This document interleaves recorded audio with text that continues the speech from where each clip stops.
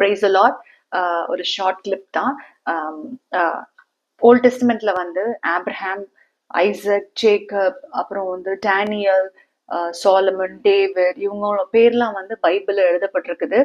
அவங்க ஆக்சுவலா ரொம்ப லக்கியான person, because Bible is a holy Bible. அவங்க பேர்லாம் எழுதப்பட்டு ஹைலைட்டடாகவும் இருக்குது. ஸோ காட் வந்து அந்த ஹைலைட்டட் பர்சன்ஸ் மேல எவ்வளவு அன்பு வச்சிருக்கிறாருன்னு நம்மளுக்கு தெரியுது, பைபிள்ல பார்த்தாலே தெரியும்.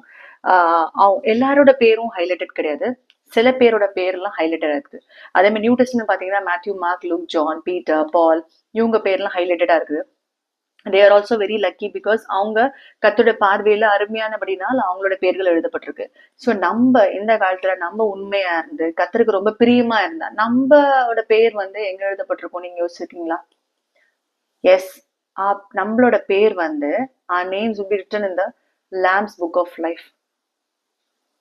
ஆமா, நம்மளோட பேர் வந்து அந்த லேம்ஸ் புக் ஆஃப் லைஃப்ல எழுதப்படணும்னா நம்ம அவங்கள மாதிரி கொஞ்சம் வாழணும். அவங்கள மாதிரி கத்தருக்கு பிரியமா வாழ்ந்தா நிச்சயமா நம்ம பேரும் கண்டிப்பா லேம்ஸ் புக் ஆஃப் லைஃப்ல இடம்பெறும். தேங்க்யூ ஃபார் வாட்சிங் திஸ். Praise the Lord.